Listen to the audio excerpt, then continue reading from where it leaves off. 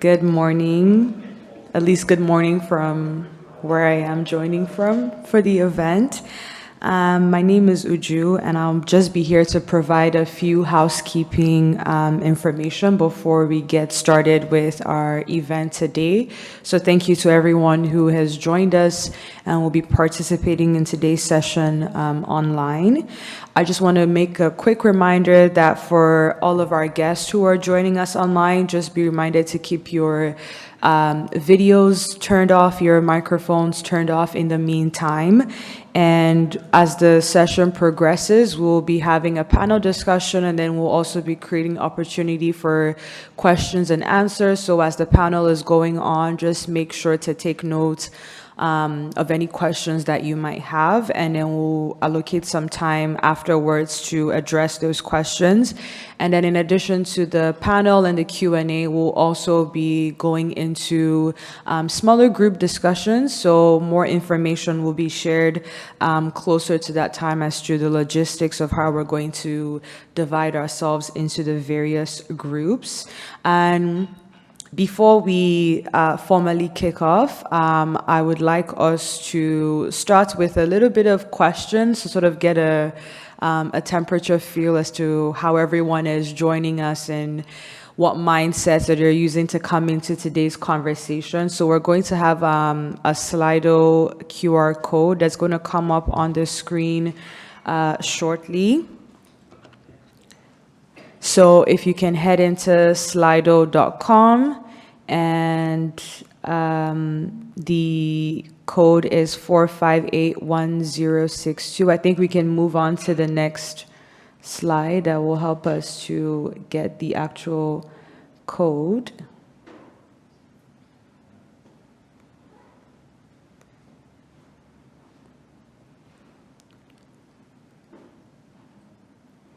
So if you can just use slido.com and then put the code 4581062. So if we're in presentation mode, then the QR code should come up.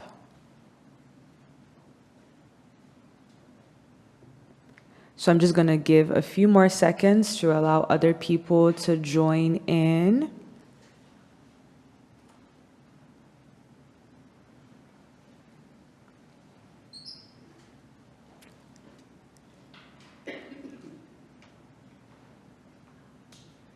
So I'll go ahead and get started on the first question. It says, what aspect of climate education are you most passionate about? Yep.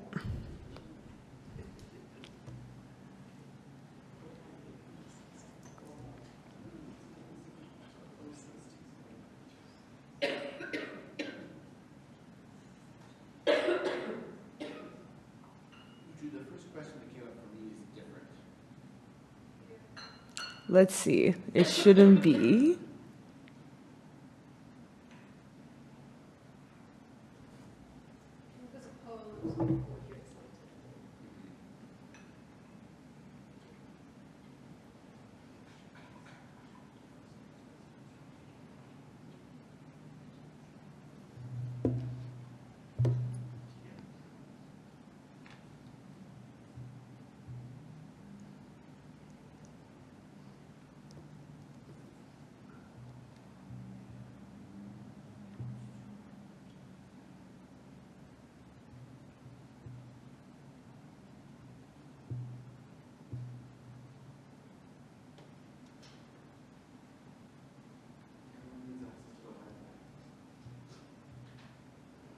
Okay, so I think we can go ahead and get started with the first question that you're seeing on your poll.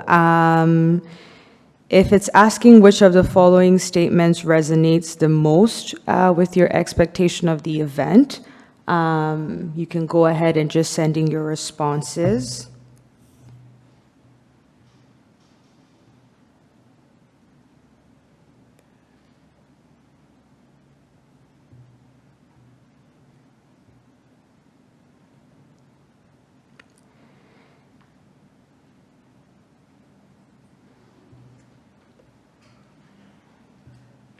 Yeah, so we did have a couple of options here where people were talking about trying to gain new insights and perspectives, also wanting to learn practical strategies to implement in their community, some people wanting to connect with fellow attendees as well, and also hoping to gain new insights and perspectives from today's session. And I think the other question that we have here is just only wanting to see how people are coming into today's conversation. So which category best describes your current background in relation to climate education and action? And it can be multiple of the options that you have on the screen. So coming in from a nonprofit background, a researcher, a youth, an educator, a climate activist, sort of just trying to see a couple of people are coming from the civil society, and also we have a lot of participation from our youth into today's session. So that's obviously wonderful to see, and we're appreciative of everyone who is a part of today's event. And then also trying to understand, how would you describe your current level of involvement in climate action? So would you say you are interested? Would you say you are highly engaged?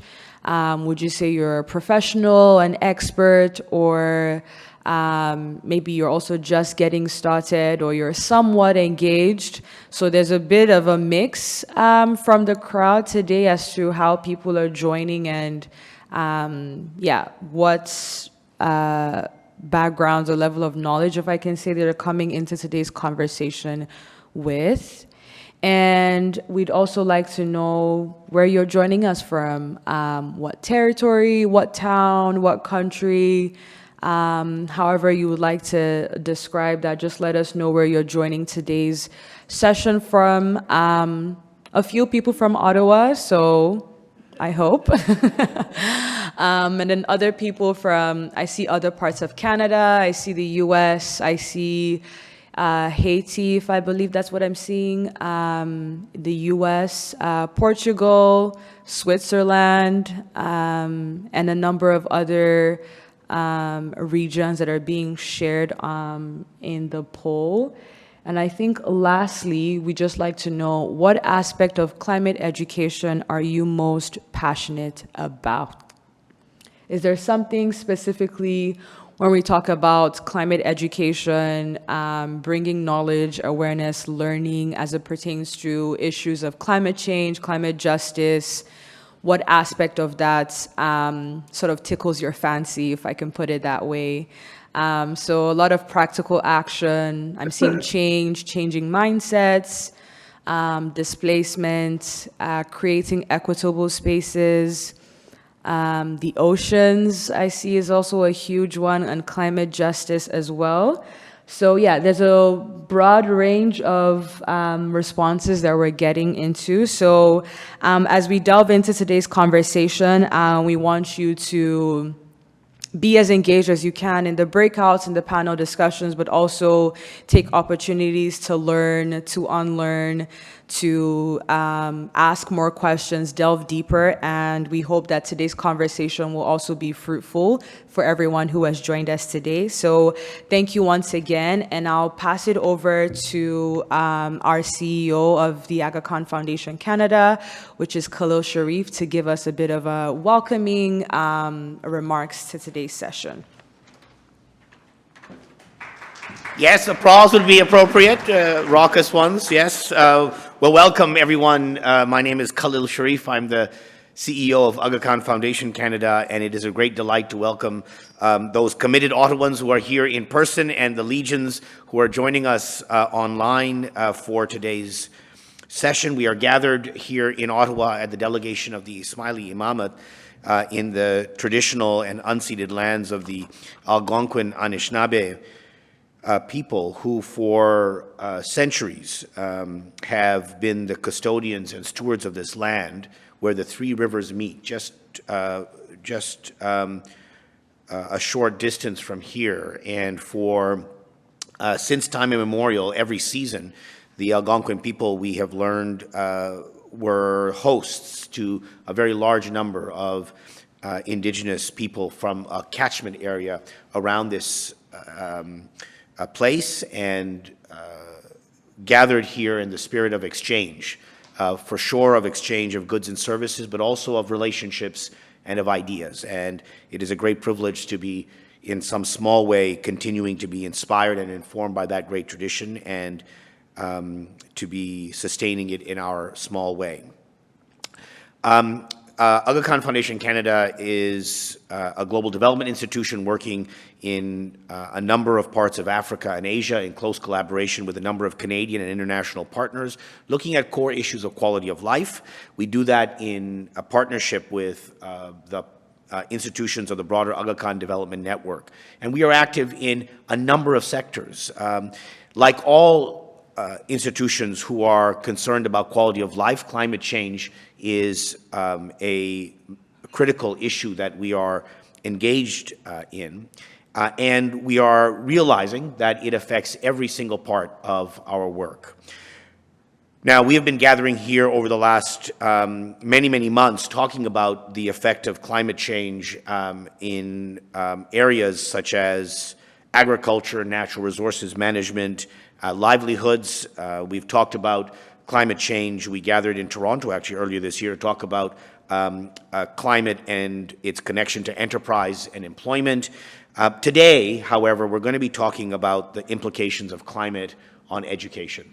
What are the responsibilities and the opportunities on educators as we think about nurturing the next generation of leaders to talk about and instill a certain climate consciousness? What do we have to do as educators, and what do we have to learn as educators from the young people in our midst to nurture a sense of responsible activism and climate consciousness, to mobilize and maybe simply give space to the spirit and leadership of young people to help humanity respond to this great challenge of climate change. And so we are absolutely excited with the people who have gathered here today. I am particularly excited, I have to say, that we have people from Pearson College with us. I'm a former trustee of that fine institution, and very delighted that Machosin showed up somewhere on the map of people joining us today, which is great. But before we get to the panel and to the number of people we have engaged today, I am very happy to introduce my colleague, Dr. Andrew Cunningham, who is the global lead for education at Aga Khan Foundation.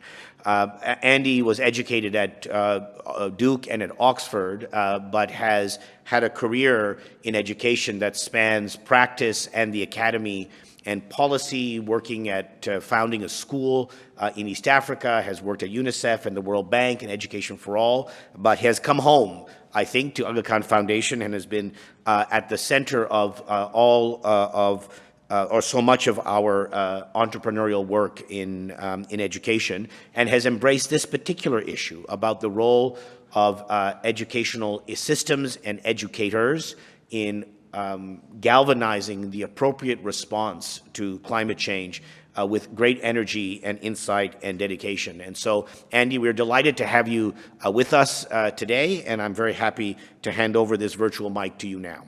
Andy Cunningham. Thank you so much, Khalil, and hopefully we'll be putting the slides up because I'm a visual learner, so hopefully we can get through the quick contextual introduction of the topic and the opportunity for us to be together. And so just let me know when the slide is up, and then we can get started. Oh, I see it. And just before sort of beginning, as at least out to my US American friends, happy Thanksgiving. I do have a turkey cooking here in Switzerland. So the aroma of being thankful is filling at least the home right now. And I am very thankful to be with you all today, particularly from around the world, speaking to an issue that is so key for the future of education, but also for the planet. So if we can go to the next slide, please.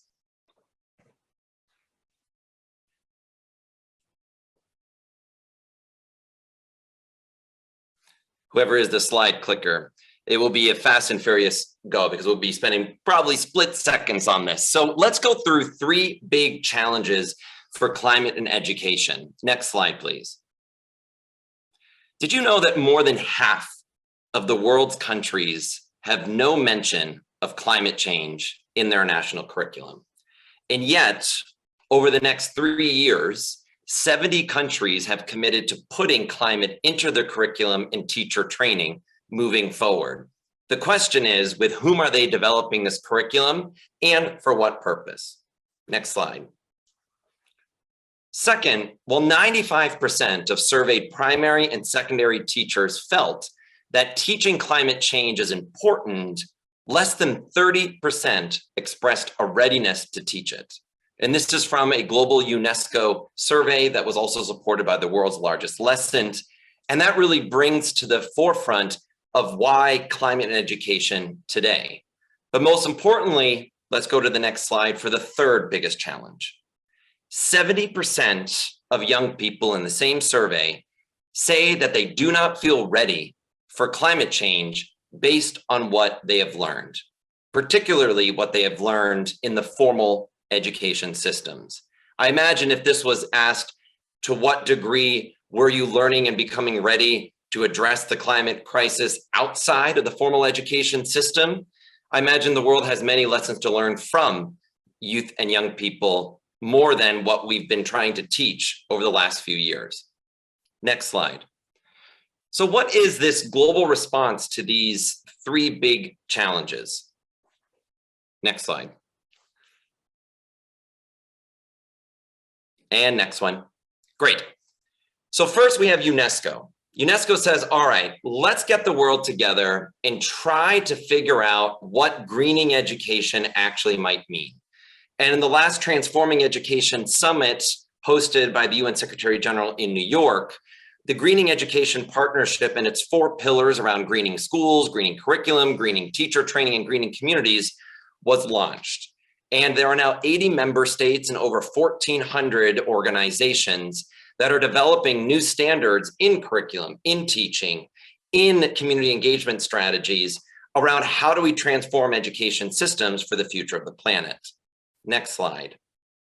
At the same time, the Global Partnership for Education, which is the largest fund in international education, with a budget of around $4.5 billion of pooled funds from different governments and philanthropic donors, they've also come out with a 7-dimensional, not 3D, 7D framework around climate smart education systems.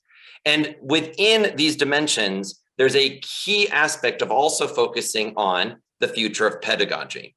But as you think about UNESCO with the standards, with the ministerial buy-ins around education and the standards that really we're co-creating as we speak, the GPE is trying to broker new financing mechanisms in partnership with the Green Climate Fund in making the business case about why education is in fact a climate mitigation and adaptation approach.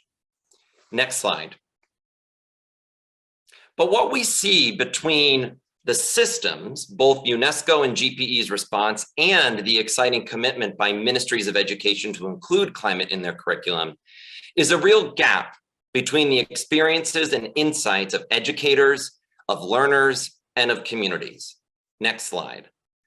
So the call to action for us today is that the world is in desperate need of new policy practice gap bridging innovations for the future of climate education, really filling in that question mark about how this is an agenda of co-creation rather than a top-down versus bottom-up approach. Next slide.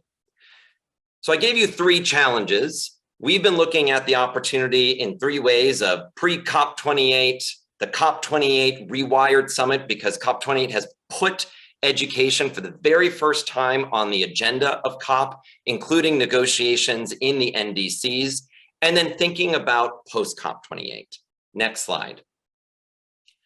Now for us, we wanted to at least give a flavor of 3 bridging innovations that we are aware of that are being launched and celebrated at COP28, but also these are not the only 3. We just wanted to give a concrete example of what we're excited about. The first, next slide, is Teachers for the Planet. Next slide. This has been a phenomenal effort in partnership with Teach for All. And just next slide, please. The Aga Khan Foundation, Schools 2030, Brookings, Rockefeller Foundation, and a wide variety of other partners to collect 100 teacher-led climate change solutions from around the world. And 20 of these teachers are coming to COP28 to launch this new portal of teacher-tested, teacher-approved climate action solutions from 60 country context. So the 20 are not coming from 60 countries, but the 20 teachers are representing the 100 solutions from 60 countries. Next slide. And what we're excited about this is it's putting a face and contextual realities in the lexicon of policymakers around how we might be designing climate education policies for the future. So you can see that the solutions will be filterable by the 4 working pillars of UNESCO to align with the policy tracks, but also most practically, they're also going to be filtered throughout the age focus and also in different languages. Next slide. That will be launched on December 8th. It'll be teachersfortheplanet.org. And most exciting is that it's the first 100. You will be able to also submit solutions to be amplified through this portal in the post-COP28 period to again inform government decision-making through UNESCO and the GP and national policymakers. Second, I'm thrilled to highlight the Student Energy Summit 2023. Next slide.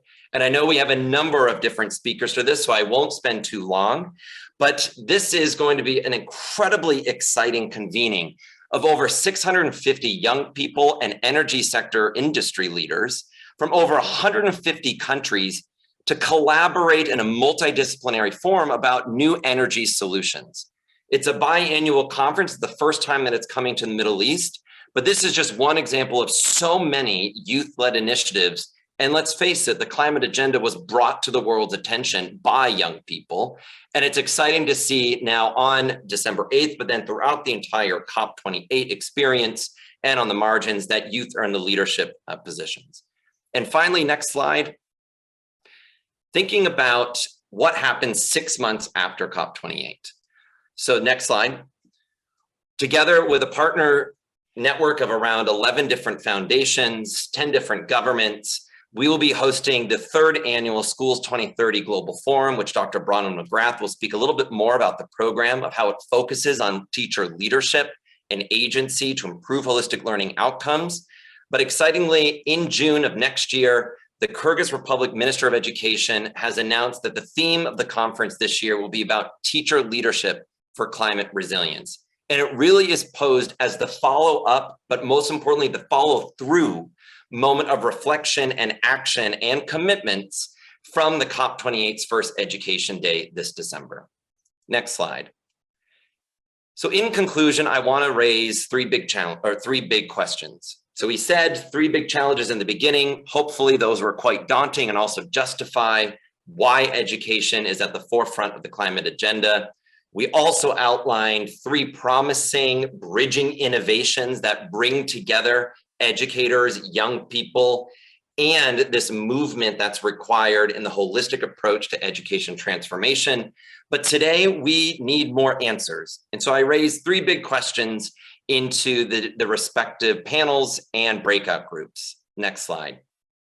The first question is, how might teaching become one of the most important green jobs of our time? When I was listening to the different activities and events going on at the Education Day in COP28, there was a very enthusiastic description of young people getting micro-credentialed in green skills through LinkedIn's new micro-credentialing green skilling module, and then going to a career fair with these COP28 sponsors to perhaps identify new opportunities for green careers. And I simply asked, how many of those sponsors or at least booth holders of the career fair are from schools of education representing the teaching profession? And there was silence. Teaching is not seen as a green job currently in the lexicon of what we mean by climate mitigation and adaptation. And everyone in this room and globally, I think, would agree that if we're thinking about deep green jobs, we are really needing the energy, the creativity, but the commitment of the education entire ecosystem of not only teachers, but also the learners and families that make the educational experiences actually come to fruition. So the second big question, next slide, is how might education become one of the most important planetary strategies for climate adaptation and mitigation? When you're in different conversations and rooms with experts in climate, they will tell you massive different investment strategies, innovations, policy commitments on adaptation and mitigation. But education is not seen as either. So how might we be changing that perspective together? And then finally, the last slide is how might the world's students, or perhaps learning generation, become and be the source of the world's greatest climate innovations? And when we think about that question, it's hopeful, it's optimistic, it's energetic, but then making that connection between the systems and the practice on the ground is what the opportunity is at hand today. Last slide. So with that, I thank you all for coming and thank you all for bringing your energy into today's discussions. And I think we're ready to get started. And so with that, it is my privilege to introduce the next panel. And first, I'd like to introduce Megan Quinn, the panel moderator. Megan Quinn is the Nature Conservancy of Canada's coordinator of conservation biology for Eastern Ontario. While Megan now works to protect the last intact forest corridor in Eastern North America, she grew up in the industrial landscape of Northern England on a street with one tree. Today, Megan advocates for authentic youth involvement in the field of conservation. She is the acting chair of the Young Professionals Committee of the Canadian Committee of the International Union for Conservation of Nature.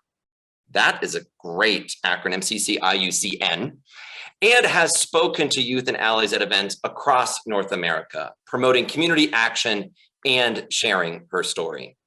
And on her panel today, she is joined by Bronwen McGrath, the Aga Khan Foundation's Global Program Manager for Schools 2030, Sophie Weenik, the Climate Action Leadership from the Climate Action Leadership Development Program, CALD, from Pearson College, UWC, Esther Gacigi from Teach for All in Kenya, and Ronardy Abellard from Student Energy. And so I'd like to pass the mic to the able hands and heart of our moderator. Thank you very much.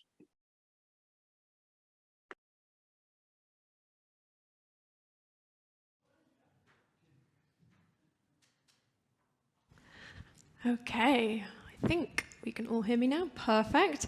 I want to start by saying what an honor it is to be here today and share this physical and metaphorical stage with all these fantastic climate youth educators. And we have such a rich diversity of topics to talk about today. Each one of them could probably be its own panel. So I'm going to jump right into it to make sure we have enough time to get to the content. But something that I love about these spaces is the opportunity to storytell. So I want to get into question one by just telling you a bit about my story and how I ended up sitting here today. Because long before I worked for the Nature Conservancy of Canada, or I was the acting chair of the Young Professionals Committee of CCIUCN, which is a very long acronym, I was a little girl growing up in the north of England in a street that had one tree on it. It was outside my bedroom window.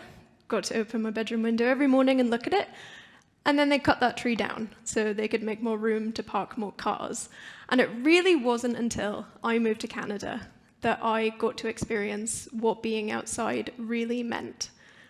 Shortly after I moved here, I went on a camping trip to Algonquin Park, got eaten alive by mosquitoes. I still have a scar on my leg from the first time I tried to roast a marshmallow and it exploded because nobody told me you were supposed to take it out of the fire at a certain point in time. But the thing that I most remember from that trip is it was the first time in my entire life I had been able to stand somewhere and not see something made by a human. And that fully kick-started for me what turned into a love and a passion for conservation. And I think really that's what motivates me to get youth involved in the climate space, because, you know, I think I'm living proof of what happens when you give youth that opportunity. Now, I could tell you all about the wonderful people that I'm sharing this stage with here today, but I would like them to introduce themselves. So my first question for the panel is, could you please introduce yourself and briefly explain how you are engaging in advancing climate education, whether that be as an educator, an engaged youth, or something else entirely? And also, if you could tell us what motivates you to engage on climate issues. Is there a particular aspect of the crisis, experience, or approach to solving climate challenges that inspires your engagement? So, massive question, but please, in your own words, tell us who you are and why you are here today. And I'd love to start with Bronwen. Thank you so much, Megan. What a delight to be here with everybody today, and an honor as well. Thank you so much. And Megan, I loved you sharing a little bit about your background, and I'd love to share. I'm a Canadian displaced in the UK, so perhaps we met somewhere across the ocean. And I spent my childhood actually in Algonquin Park. I was very lucky to spend my summers there at a canoe tripping camp in Algonquin. So I know well the feeling that you're talking about, and the way that those early experiences in the wilderness and surrounded by nature can be so transformative for a young person. But that's not actually why I'm here, although I'd be very happy to speak a lot about Algonquin Park and the Canadian wilderness. Today, I'm here in the capacity of the lead and global program manager of the Schools 2030 program, which is a program of Aga Khan Foundation and a large consortium of donors and other partners.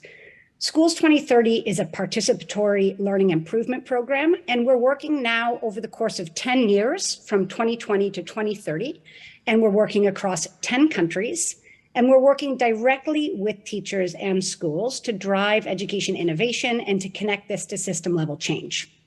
And what really inspires me about the topic of our sessions today is the idea of schools as sites of climate action. We know, and Andy mentioned in the introduction, that it's really youth across the globe who are leading this movement for climate action. And they're looking to their education systems to provide them with the knowledge, skills, attitudes, and values they need to address the climate crisis. And we all need to rise to that challenge and to support teachers to meaningfully address these student needs. And as my colleague Andy said in the intro, at AKF, we are completely resolute that teaching is the original green job. Teaching is the one profession that underpins all other careers and jobs. So we need to really wake up to this and provide teachers with the space and the skills that they need to step up into their role as climate education leaders. Thanks so much, Megan. Let's turn it over to somebody else. Amazing. Yes, Esther, why don't you go next? Hi, everyone. I hope you can hear me well. So my name is Esther Gacigi. I'm an educator in Kenya. Currently, I'm a Teach for Kenya fellow working in Mukuru Kwanjenga, which is an underserved community in Nigeria. Climate education is a leader project that aims to engage both students and teachers to take climate action. This project was started to address the climate impacts that we were seeing in our community. And to give a little bit of context, Kenya experienced drought in 2020 to early 2023. And the impact of that in our community is that there was food poverty. Many families were unable to afford 3 meals a day. So we had learners missing school, and we had others coming to school hungry. And this, of course, affected their academic outcomes. So together with other educators at the school, we engaged learners in climate education conversations. So basically just building their knowledge on what is climate change, what are its impacts, and how is it shaping your current life today and maybe the future. The aim was, of course, to build their climate change knowledge and to empower them to see. So after that, we endeavored to build their agency. We prompted learners to come up with a solution to this challenge. So food poverty was our challenge, and learners came up with an innovative gardening solution that supported the school's feeding program. They also collaborated with the school administration, and collectively they engaged the community around the school and the Ministry of Education to get 2 greenhouses for the school that also support the school's feeding program. So learners, even though they saw that they were able to discover that they can do something about it, and they can actually engage others to also do something about it. After engaging students, we realized that their teachers have to first of all be engaged so that they can engage the teachers. So we developed a custom module that we used to train teachers to incorporate climate education in the classroom. And we also engage teachers through the Pan-African Climate Education Network, a collaborative network that brings together teachers across Africa to learn together and to collaborate, and to also access experts who can mentor them to implement quality climate education in their context. So the way I am connected to climate education is I, of course, empower students to take action and teachers to also take action. But my personal connection is that when I was growing up, I experienced food poverty because of drought, but I was living in a food basket area that was never supposed to experience drought. So that is the personal connection that I have with climate education. Thank you. Yes, thank you so much for sharing that. And I'd like to pass it over to Sophie now.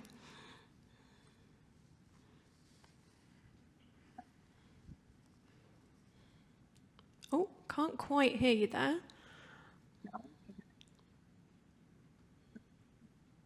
Still not coming through. Perhaps while you figure that out, we'll go to Ronardy here on stage with us. Can everybody hear me? Yes. Oh.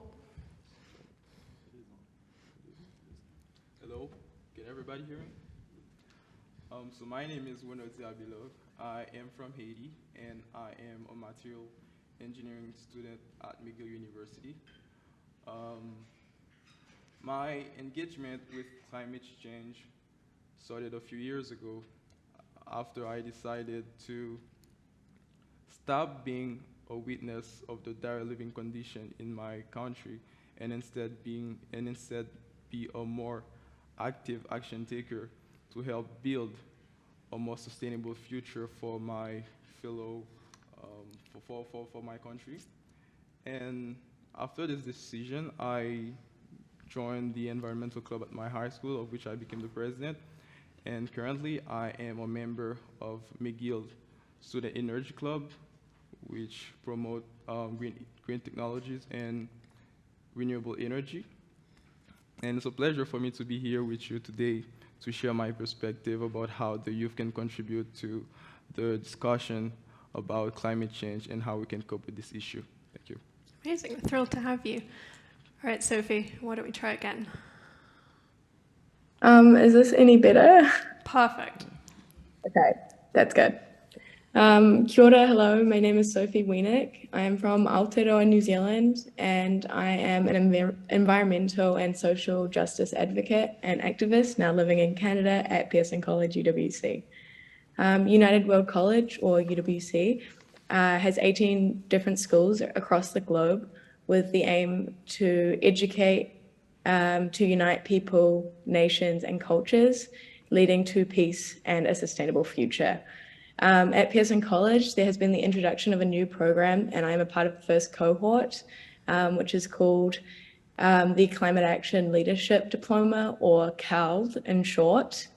In CALD, our learning focuses on intersecting aspects of climate change, integrating new and different perspectives, place-based learning, and making sure climate change is integrated into all decision-making processes.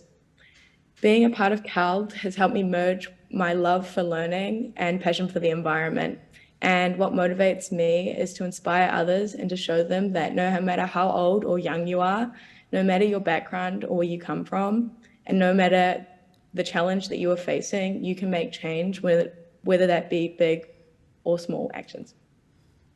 Fantastic. I'm thrilled that we have such a great international panel today. I'm really excited to, see what that brings to our discussion. So to sort of jump right into it, we've all heard, and we've heard this morning, that the growing, familiarity in the climate change crisis, we understand the need that we have to change how we approach this, and we need a shift in helping youth develop those skills to address these complex challenges, such as climate change, such as biodiversity loss.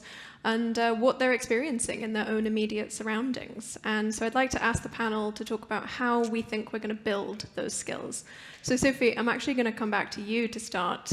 What do you see as critical skills for youth to develop in order to address these complex challenges, such as climate change?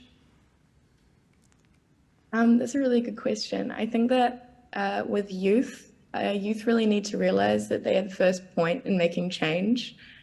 Starting with small actions, this can lead up to big actions. And we all need to realize that change starts in our own homes as well. Making change, every change you can, and then to progress to outside of your home and in your workplace or school is really important. Soaking up every bit of knowledge that you can, reading, watching documentaries, attending workshops, and doing everything you can to learn.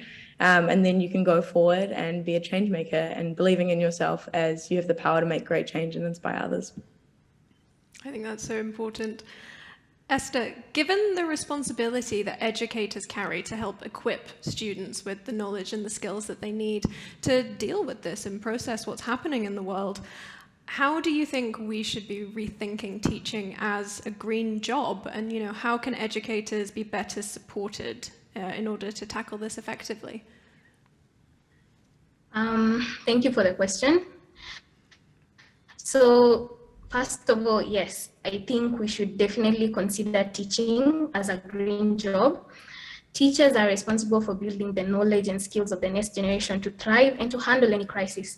And in the climate change crisis, we need teachers to equip learners with the knowledge and skills necessary to live sustainably and to take action. But how will they do that? So teachers, first of all, build the knowledge of learners to understand climate change. They engage learners in climate education conversations, and they build the foundation, but they don't stop there.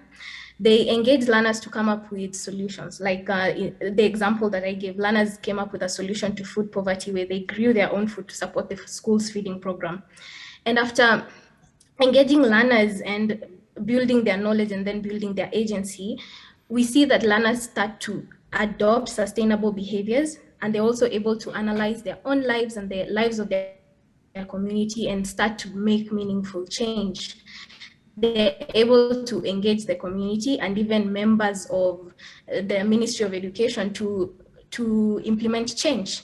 So for us, they were able to engage the community to bring 2 greenhouses at the school, which now support the school's feeding program.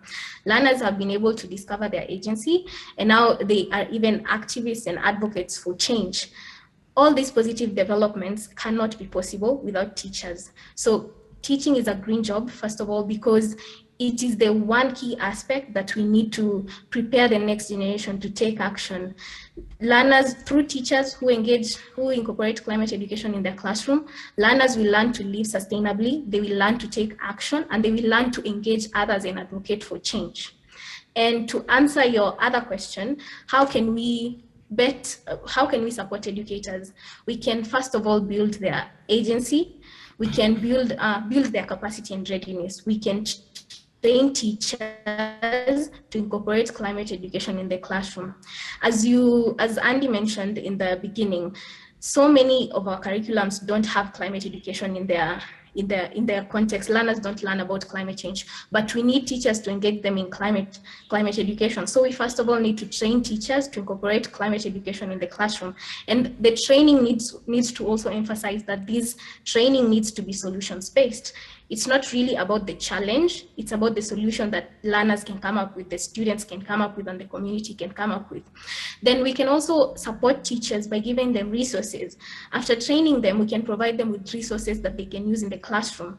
We can provide them with lesson plans, with articles, with videos that they can use to engage their learners that will help them to implement quality climate education. And also, there are so many teachers who are engaging their learners in climate education, especially across the Teach for All network. We have teachers in almost 61 countries who are doing climate education work, and they're doing amazing climate education work, but the challenge is they don't have funding to advance it. So I think one of the other things that we can do is to provide them with funding to either start their climate education work or to advance it. And all these solutions that I've been giving have been bottom up, but I think one of the critical solutions that we need, or help that we need to give teachers, is to get policymakers to incorporate climate education in the classroom, because this will make sure that in every classroom that we have, kids can access quality climate education. Thank you. Yeah, you've touched on so many important topics there. And I think the idea too that, these solutions are out there and they're already being implemented. What can we do to make them bigger and make them better? So thank you so much for that. My next question I actually would like to direct at Ronardy and Bronwen. I'd love to get both of your perspectives on this one. And could you please speak to an innovative approach that you have experienced, that you have seen, that has led to enabling youth to gain and employ those critical skills that they need? And then, based on that, what do you think we can do to make it bigger and expand it? So perhaps we'll start here in the room with Ronardy. Okay, thank you. Thank you for the question. So one approach that I experienced that can help the youth get more engaged with climate change would be experiential learning based on fun and interactive activities. Back in high school, with my environmental club, we used to have those kind of activities where the student, they have to try to, for instance, write about climate change or draw a picture that climate change inspired them. And I feel like those kind of direct interaction with the issue help the student, help the youth helps the youth see himself or herself in not only understand the issue, but bring his or her own contribution to solving the issue. So that's one approach that I think that can be very useful. Absolutely, I think that's so important. Great, and would love to hear your thoughts as well, Bronwen. Great, thank you so much. And I've loved all the thoughts that everybody has shared, but I want to especially just plus one on everything Esther said around the role of teachers, of teacher agency, and that teacher is a green job message that we're really driving forward. So quite similarly with the Schools 2030 program, we adopt a model that focuses on teachers and students co-designing, testing, and implementing new education practices and innovations, so that this really engages not just teachers and students, but actually the whole community to really meet their contextualized needs. So this is an action research methodology, and it really allows teachers and students to identify those big challenges that they're facing in their classrooms, but also beyond their classrooms, and to work together on a solution that addresses their learning needs and the wider needs of their communities. So across all 10 program countries, we are seeing increasingly that concerns around climate change and a desire to gain skills to address and mitigate climate change are a huge priority for both teachers and students. So we've seen through the Schools 2030 model some really, really amazing innovations around climate education emerge. This includes in Tanzania, planting microforests of native trees on the school grounds that help students understand the role of trees in soil retention, in flood mitigation, in food security, and of course, providing cooling shade in the heat of the day.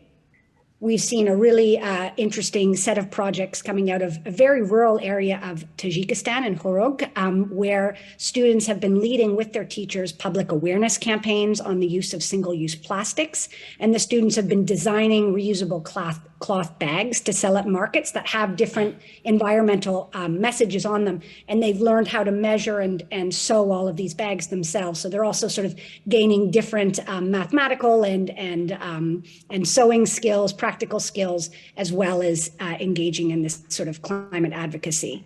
But one of my favorite innovations that has emerged out of the Schools 2030 model comes from a secondary school in Kyrgyzstan, where students identified one of the biggest issues facing them and their communities was poor air quality, particularly in the winter months when homes and buildings are burning fuels to warm up their homes. And this causes a lot of local air pollution. So the students decided to tackle this by engaging in a really deep research project to understand the sort of cradle to grave environmental consequences of a whole range of different fuel options that were available. And then they followed this up with a very entrepreneurial campaign to advocate for and to sell eco-logs in their community to replace traditional modes of house heating. So I really love this project because it involves climate awareness, yes, climate advocacy and community engagement, but also really deep mathematical and scientific understanding. And I think bringing all of this together and recognizing all of the different skills, climate skills, but also more traditional academic skills or 21st century skills that are really required if young people are to address the climate crisis that they see in front of them. Fantastic.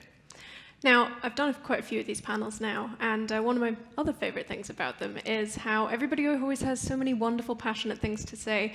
Inevitably, that means we never run on time. But I will do my best to get us through the next couple of questions to make sure that everyone is able to say their piece. So I'd like to switch the focus a little bit to talk about intersectionality. And we know that the fantastic youth that we bring from such a diverse background bring so much to this cause. But sometimes youth do face barriers when it comes to putting in the work like this, whether it be racial, financial, a language barrier. So, I mean, it's something that I have also experienced as a female identifying conservationist, whether it's a threatening or an untoward comment while I'm doing field work, or someone coming up to me and telling me that if I used my real accent when I went to COP15, nobody would take me seriously. So we still have some work to be done in this space. And Sophie, I'd love to hear your perspective. How do you think we can support inclusion and ensure that there is space for all youth to engage in climate education across the board and the decision-making process that needs to happen? Yeah, and I think this is a really important topic to be talking about. I think in creating inclusive spaces, it's really crucial for both young people and adults to actively engage with each other. And when we enter a space, it's essential for us to assess the dynamics, recognizing whose voices are present in the room and identifying whose are absent. Valuing and amplifying the perspectives of young people and even those who aren't physically present is crucial, and making sure that people have a seat at the table if they want to be speaking at it. Also, for adults need to avoid tokenizing youth and leadership roles merely for representation. Instead, they should genuinely value their time and actively listen to their ideas and treat their opinions with the same respect given to our adults. Encouraging the development of governance skills among young individuals is equally important, as it empowers them to contribute meaningfully to discussions and ensures that meetings remain dynamic, concise, and focused on achievable goals. Fantastic. Esther, I'd love to know from your perspective too, how you think these different voices can be incorporated and valued in the climate education space. I think, first of all, it's very important to contextualize climate education. We need to give learners and the community access to climate education that is relevant to their context. This will allow them to, first of all, connect to climate change and also allow them to come up with solutions. I think it's very important to give a platform to teachers and to learn solutions to share their they've been able to do. Like, for example, have been able to share, like, for example, in the recent, one of my learners who's 9 years old, the challenges that she faced from were able to do. I think it's important to contextualize and also to give students and teachers the platform to share their work and to share their opinions, and also give them access to policymakers. This will help them to really incorporate their voices into the solutions that are being implemented. Thank you. Yeah, of course. We are running out of time, but I just want to give Ronardy a very quick few seconds to anything you'd like to speak to us about on eco-anxiety and how you see that happening in the youth movement, and anything you think we can do to help combat that. Well, first of all, the main cause of the eco-anxiety, in my opinion, would be the feeling of helplessness that stems from the fact that the youth tends to be kept apart from the discussion about climate change. And if they are more involved the discussion and in the solutions that can be explored to cope with the issue. I feel like this is one solution that can help them overcome this eco-anxiety and empower them to feel more optimistic about the future. I think that's a great way to wrap it up. I have far more questions on my page than we could ever have time to talk about today, but I want to make sure that we have time for questions. We have some fantastic panelists here who are a resource. Use them. So whether you are joining us virtually today, whether you're here in the room, please let us know if you have any questions about the topics that we have brought up today. Let's use this as a collaborative learning space. And we do have some microphones that are going to be roving around too. Thank you. I have a question for Esther. Do you hear me properly? Yes. Esther, you mentioned that teachers and educators are trained by expats to develop and adopt climate modules for students. I believe in my own background that the concept of positionality is extremely important when outsourcing experts.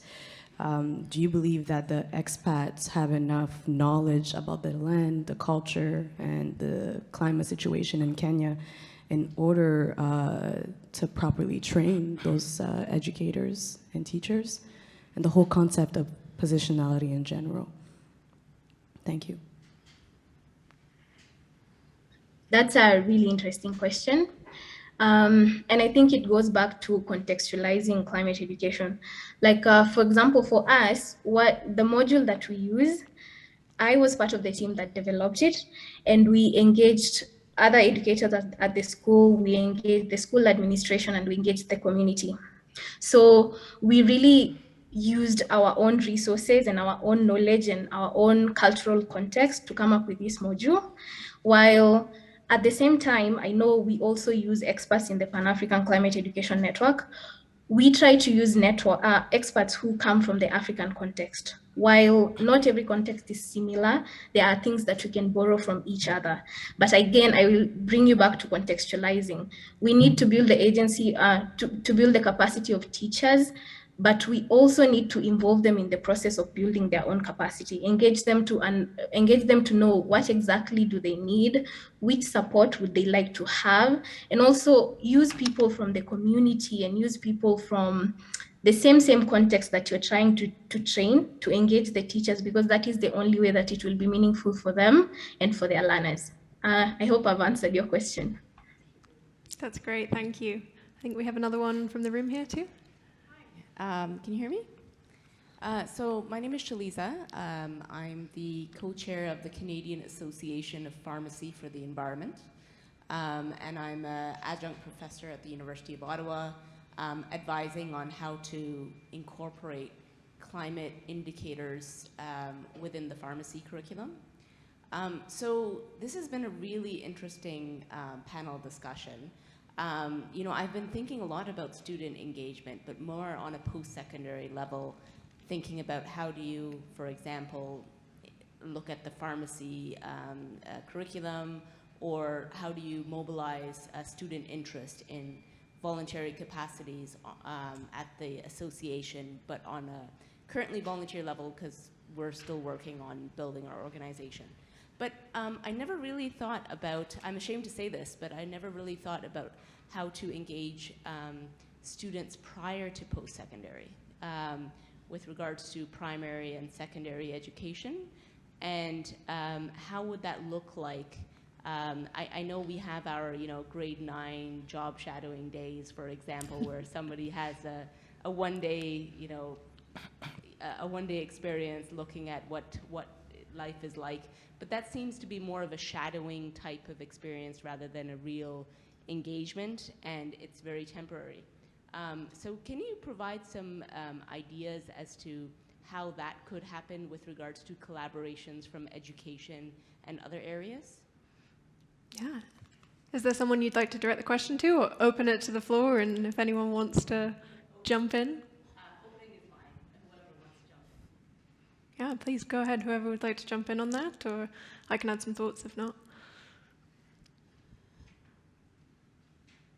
I mean, I'm happy to jump in if anybody, but I'm happy to also open the floor to others. But I can kick us off anyways, and then others can chime in. So I think that's a great question. And we think at the work that we do in education at Aga Khan Foundation, actually the opposite. We look mostly at primary and secondary. And for us, I think opening those spaces for learning about climate is really about opening up space for teacher agency and student agency. I know this is something, Esther, you brought up as well. I think that teachers know students are demanding and needing to gain these skills, and teachers themselves are witnessing the impact of climate change in their communities and they want to take action. So I think what we really need to do is provide teachers and students with the space and the support structures to engage meaningfully in climate action and climate learning. It gets a little bit to the question, Megan, you were asking around how we might scale examples of climate education innovation. And what I think we really need to think about is how we're scaling the enabling conditions that allow climate education innovation to thrive. And that really means providing teachers with training on participatory action research, on design thinking, and giving teachers and students the space in school and the time and the autonomy to work on the issues that matter to them. Yeah, I think that's fantastic. I can see, yeah. Oh. Yeah, so I can just see we have lots of questions popping up in the chat here online, and I can't quite see them from where I am, but I know we have some fantastic discussions going on there as well. Is there a... Megan, I'm able to share those questions. Oh, perfect. Great. I'd like to sort of summarize a few that have popped up that are on a similar theme. First, we have one: if we develop a curriculum to train teachers to be greener activists with their students, what would be the modules and content of this curriculum?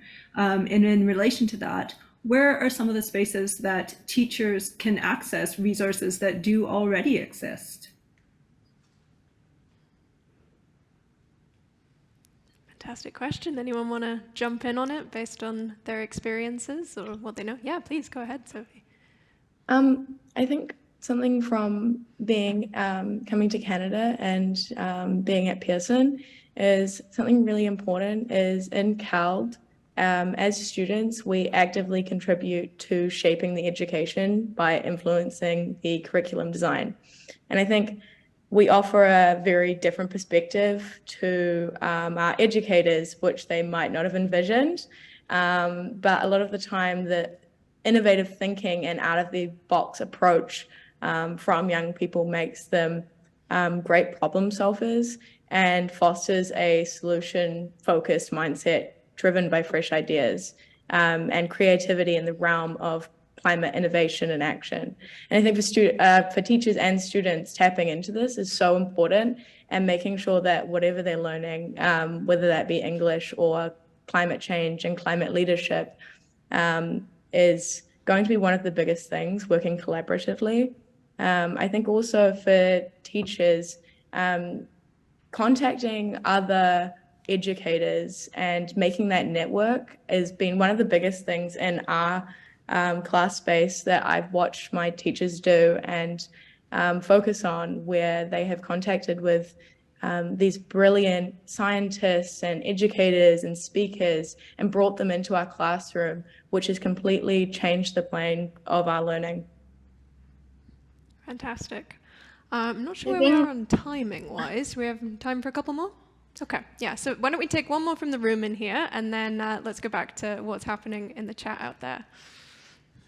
I think the last several questions have really brought together nicely the idea of standards and the repercussions from having grassroots driving education and the duplication of effort and a non-centralized efforts, and flipping that system to a top-down system, which is part of what this series is about, to begin to create the standards and the pathways towards these green and blue jobs, or even the green and blue lenses that we need at the municipal level. And so I'm just so glad that it's ending or maneuvering into this idea of creating standards on a global level for place-based and project-based learning. Thank you. Yeah, fantastic comment. I'd like to open it back up to our online participants if we have another question to bring forward to the group. Yes, thanks very much, Megan. I have a wonderful question here. If you had the power to redesign how we educate the world about climate change, what innovative methods or tools would you introduce, and how would you ensure these methods inspire action rather than just imparting knowledge? I think that is a great last question to end on, so I'd like to open it to the floor. Your wildest dreams, what could you do? I think I can answer that, and then anybody else can add. If I could implement anything, I would say I would make climate education solutions based, because then it would not be about teaching children about what climate change is, what are its impacts, or what is environmental sustainability, what do we need to do. It would be challenging them to come up with solutions. I think that's the one key thing that we all need to do, even in implementing, and this works in all contexts. It doesn't matter where you are, in Africa, in Europe, in wherever. Make it solutions-based. Prompt learners to come up with solutions, because these kids are really smart. You just need to build their knowledge and then prompt them to research, to discuss, to collaborate together to come up with a solution. So that is what I would do, make it solutions-based. I think it's fantastic. Any final last thoughts on that one? Yeah, I was just going to say I couldn't agree more about solutions-based approaches and making sure that education is really experiential. I think that in a perfect world with youth, their voice would be taken seriously, having been involved in youth politics and local government. But I realized that with local government and youth politics, how slowly the wheels turn to actually make change. And I think in our education, we need to be redesigning the way that we look at this, making sure that we have a faster moving action and people in positions of power actually listen to youth, and making sure that young people are equipped with the right skills to go into power and deal with all of the intersecting problems to climate change. Fantastic. Great. Well, what a fantastic way to wrap us up. And I think to go back to what Sophie said earlier, thank you to the youth and the youth educators for bringing their time today to do this and to talk about it. And I hope I speak for everyone in the room and also online of how much that resonates with me and how much that means for me. And so thank you all, whether you're joining us from across the world or right here in Ottawa. It's been such a pleasure to host this panel today, and I hope we get to continue further discussions as we go into those breakouts. So thank you again to everyone. Thank you, Megan, for moderating that panel discussion, and thank you to all of our other panelists for contributing to the conversation. So we're going to take a very quick 5-minute break, and we'll be back at 10:45 a.m. Ottawa time, so in about 4 to 5 minutes.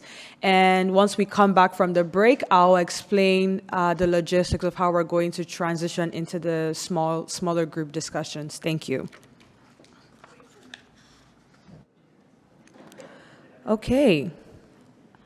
Hopefully people who are online have had a chance to stretch, grab a drink, and come back. So I'm going to first start off by explaining how the breakout group discussions are going to take place online. So momentarily, we're going to be opening the breakout rooms online. And then at the bottom of your screen on Zoom, you should see an option for breakout rooms. And then once you see that, you'll be able to see different rooms that are open. So we have 4 topics of conversation for the discussions. The first one, which is our first theme, is on effective advocacy and communicating for change. And we'll have Bronwen as one of our facilitators or resource individuals within the room. And then we'll also have 2 other students from Pearson College who will be assisting with facilitation and note-taking. The second theme is on green skill building for climate resilient futures. And then we'll have Andrew in that group alongside 2 other students from Pearson College who will be assisting the conversation. And then the third theme is on strengthening solutions-oriented approaches to climate education. And in that group, we'll also have Esther and Jen Stevens from Learning for a Sustainable Future alongside students from Pearson College. And then the last theme is on advancing an intersectional approach to climate justice through education. And we'll have Emily Coolidge from Pearson College and then other students who will be joining that conversation as well. So I think we can go ahead and open the breakout rooms online. So feel free to self-select yourself into the room based on the topic of conversation that you're interested in. And just note that we will be monitoring the number of people in each room. And if for whatever reason a room is overcrowded, just bear with us. We might end up moving you out and into another room. So yeah, the breakout rooms are open. If you have any questions or troubles accessing that virtually, just recording stopped. Make sure you send the information in the chat. And then for those who are in the room, we're going to do 2 sessions, one on green skill building for climate resilient futures, and then another on strengthening solutions-oriented approaches to climate education. So the one on green skill building will be with Ronardy, who will be facilitating the conversation, and then the other one on strengthening solutions to climate education will be with Megan. So theme 2 on green skill building will be at my far left, and then the other group with, the group on my far left is with Ronardy, and then the group on my far right is with Megan. So yeah, just feel free to stand up and go into the atrium and then sort of put yourself in whatever topic of discussion you're interested in.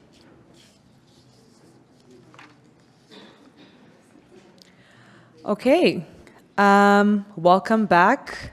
I hope you had a fruitful conversation in your various group discussions. So we're just going to transition into a report back. So right now, we just want to invite the facilitators, for those who were in person and also everyone who was a resource person online, to sort of just share with us 1 to 2 key highlights from your group.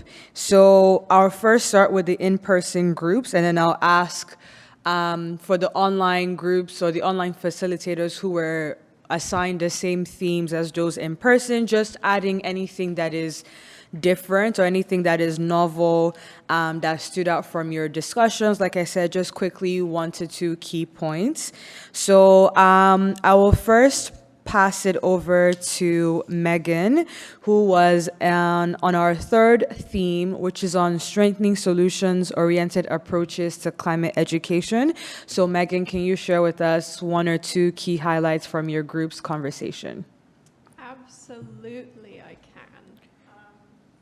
Is this on? Am I going? I'm going to keep talking until I sound a bit louder and perhaps, maybe. Okay, there we go. I think we're here. Okay, well, first of all, fantastic group that we had here in person in group 3. Big thank you to Jessica for taking notes for us. There's no way I would ever remember it without this handy Google Doc we now have.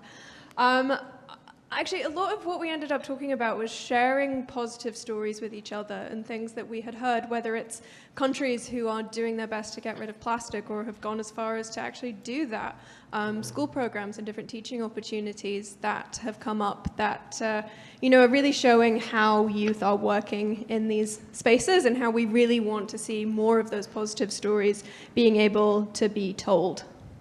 I've got, I could spend 6 hours talking about, there's so many notes on here, but I'll leave it at that and let someone else chime in.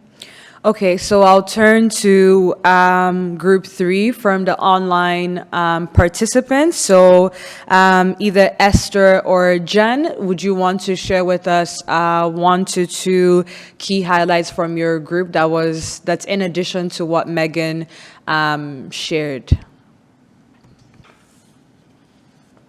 Sure, I can start, and then Esther, if I missed anything, I'll cue you. But I think one big takeaway from our group, and thanks to everyone that participated in our group chat, is that climate conversations in school can so often cause anxiety and be centered around doom and the risks. So shifting that to a positive mindset and hope-oriented is so key to keep action, cueing action, and people feeling like they want to take action and be involved in these conversations so they're not so negative.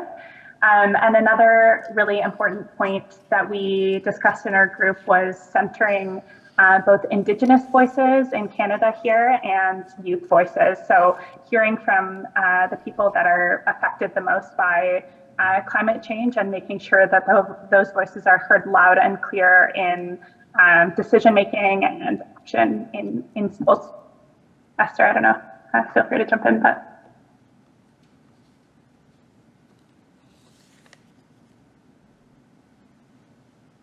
Okay, so I think we'll then pass it back to the in-person group. So I'll invite Ronardy to share on his group's discussion, which was on green skill building for climate resilient futures.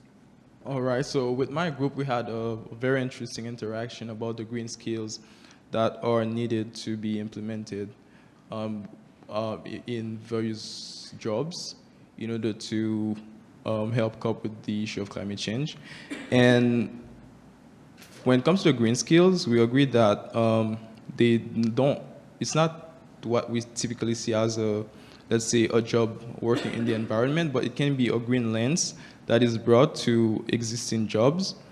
And also, typical professions that have a high negative impact regarding climate, they really require these green skills to implement changes through their profession. We also asked the question, do the green skills differ based on where you're from? And we totally agree with that, because based on the socioeconomic challenges differ from across different regions in the world, and because of that, the approach that the people will have when it comes to the climate issue will be different, and because of this, the green skills will be different too.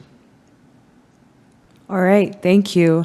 And I think I'll just tap on Andrew to add in from a similar conversation that your group was focused on. Yeah, thanks so much. I think we had a lot of similarities to what was just mentioned.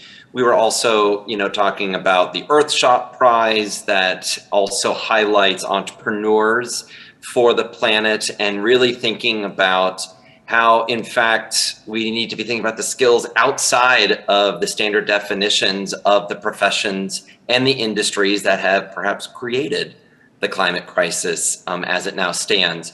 So how are we also pushing ourselves in the definition of the types of jobs and the types of industries that then may inform the different types of mindset, skills, and collaborative opportunities that we would then need to infuse. A second big piece that came out was also getting beyond, the subject by subject teaching standards, that it's only an hour for this, an hour for this, an hour for this, because that's not indicative of really the lives that our students and teachers are experiencing outside of those block schedules. And the climate crisis requires that different lived experience of different ways of teaching and learning.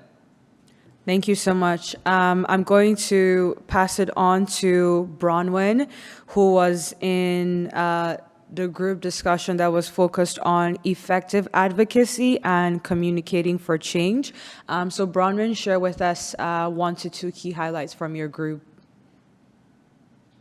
Thanks so much. Can everybody hear me okay? Yes. Great. I've just had to move locations. I'm sorry. I'm just quickly making dinner for the kids. So our group had a fantastic discussion and very, very varied. But one of the highlights I really wanted to bring up that came around the end of the discussion was a focus on communication and how important it is for young people to be developing communication skills from a very early age, because so much about advocacy and engaging with policymakers in effective and strategic ways is about developing communication skills and how that undercuts all sort of areas of the curriculum. And one of the young people in our group said, we focus so much on math skills and things like that, and why not communication skills? That should be seen as such an essential life skill, not just for climate, but particularly for climate and for advocacy. And I thought that was just a really, really important point to bring home. One other thing I'll mention that came out of the group discussion was a recognition of how varied the context is all around the world, and that we have to be, very nuanced and very strategic and contextualized about the way that we engage in different communication and advocacy strategies, depending on where we are and what the sort of issue at hand is. Thank you so much for sharing, Bronwen. And I'll move on to Emily to share on your group's conversation on advancing an intersectional approach to climate justice through education. Emily. Yeah, thank you. So our group really focused on talking about the advantage of considering more of a systems thinking approach or an intersectional approach when addressing any climate issues. And a big part of thinking about the climate justice was recognizing whose voices are not being elevated or whose voices are not in the room, and how to consider those voices when you're making decisions. So we talked also about the value of having intergenerational knowledge and also incorporating Indigenous voices and Indigenous values in any time that you're thinking about climate change solutions. And finally, another thing that we spoke about was having a multi-solving approach. So the idea of addressing a climate solution that has a co-benefit in another sector with equity at its forefront. So thinking about which communities does it support, which communities is this going to marginalize, and trying to think about climate solutions with that at the forefront. Wonderful. Thank you so much to every facilitator, note taker, everyone who stood in the, who participated in the group discussion as a resource person as well. Thank you so much to your engagement, to all of our attendees, both in person and online, for making the discussion as fruitful as it was. Thank you, Megan and Ronardy. Thank you so much for your time. And just to wrap up for today's session, I would like to invite Andrew back on to just give us a closing remarks, and I'll come back to share some important information with everyone. It's over to you, Andrew. Thank you very much. I want to keep this 30 seconds because I also realize that time zones are way into the evenings of many of our participants. And I just want to especially thank our guest panelist, Esther Gacigi from Kenya, representing the Teachers for the Planet movement, but also really making the commitment to be here today. So thank you very, very much. I would just summarize to say that it doesn't take a lot of us to shift massive policy changes right now in climate and education. It's just those who are paying attention and willing to just stick with it. In our breakout group, I was describing UNESCO's 4 working groups. There are draft working papers around what is meant by a green school, what is meant for a green curriculum. And these are open documents right now. And it's only 3 or 4 people that continue to give their inputs because they're staying involved and engaged. This is the moment for a diverse set of actors to bring the lived experiences, but also the top priorities of ensuring that the education sector doesn't miss this policy moment where all the politicians, most of them around the world, have given the political permission to transform education for the planet. How might we leverage that permission to bridge the sometimes false dichotomy between foundational literacy and numeracy and social-emotional learning? How might we leverage that political permission to recreate what we mean by relationships with oneself, each other, but but also with the planet and the environment in which we live. What are those interpersonal and intrapersonal and inter-environmental skills and attitudes that would give us more joy in our lives? Many of you spoke about the simplicity of simply getting into nature. Trust me, our kids and students and educators want to be also engaged in nature. And so how might we also then leverage this political moment in the upcoming Education Day at COP28 to not be the footnote of history in terms of how we might be transforming education moving forward, but in fact could be that inclusive call to action where we do rethink how we are preparing the next generation and also working with the next generation to in fact save our planet. So thank you very much for all the contributions, and please just stay involved and stick with it because we need you. Thank you so much, Andrew, for those closing remarks. Quickly, I would like to share a few important information with all of our guests, both those who are attending online and in person. I would first like to say thank you once again for your participation. And we would really love to hear from you as to how today's event went. So we would love to get your feedback on today's session. So if you're online, please use the link that is going to be added into the chat. Or if you have a separate device, you can scan the QR code. And then to also everyone who is in the room, I'm just going to leave a few seconds for people to at least just bring out their device, scan the code, and have that ready for your responses. We really love the opportunity that we get to engage with so many people on a number of our events. So we don't want you to leave without having your voice heard as to how today's event went. And also, we'll leave the information up on the screen at the very end as well. And just in alignment with today's events, I'd like to reemphasize that if you're not already a part of our events mailing list, please make sure that you subscribe to our list. So just go to our website at akfc.ca, under subscribe to our newsletter. You'll see the information there specifically if you're interested in events, to select that you're interested in events, and obviously you'll be kept abreast with everything that we're doing here at the delegation and also all of our events that are also taking place online. Next, I would like to share an opportunity that AKFC has open currently, and it's our International Youth Fellowship Program. So this is an initiative in partnership with the Government of Canada, where AKFC offers a wide range of opportunities for young Canadians to make meaningful change in the world. So these are for individuals who are ready to apply their skills and their experience to a challenging overseas internship. So the applications currently are open from now up until February 1st. If you scan the QR code or use the link that is being shared, also just go on our website. You'll find the details about the various ways that you can be a part of this program. If you want to, take a step further and really just saying, I want to take more action in learning about and being about meaningful change across the globe. And if this is an opportunity that you think will resonate with somebody else that may not be a part of this event or other members of your network, please make sure to pass the information along as well. And then also, speaking of events, next Monday on the 27th, we'll be having one of our final events for this year within our building, and it's our book club series called Global Reads. So we'll be having Nahid Nenshi and Dan Bretsnitz, who authored the book Innovation in Real Places: Strategies for an Unforgiving World. Both our discussant and our author will be in person here in Ottawa. So if you want to make sure that you don't miss this opportunity, register using the QR code.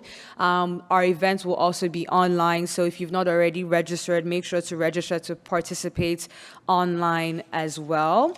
And then finally, Another initiative that AKFC has recently launched, also in partnership with the Government of Canada, is called IDEA, which is International Development Education Awareness. So this program specifically is targeted at engaging Canadians, especially youth amongst within the ages of 12 to 18 in Canada, helping them to improve their access to, use of, and equitably distribute global citizenship learning products, resources, and opportunities. So we are making a call out that if you're a teacher, if you are interested in bringing these opportunities and themes like climate resilience to your school, or if you're a youth who wants to get involved in some of our upcoming youth activities, please use the QR code to complete the collaboration form. This is a Canada-wide initiative, so I will just put a caveat on that. Also, you can check out our education center as well to get more information, or you can send an email to the email that you see on the screen. We also have an educators newsletter that you can follow. So we really want to collaborate with educators and youth alike who are interested in learning more and, you know, continuing to push the envelope on bringing climate resilient education to more Canadians and people in Canada. So with that, I'll say thank you to our guests who are in the room. We have some refreshments and lunch available for you to enjoy before you head out. Thank you so much.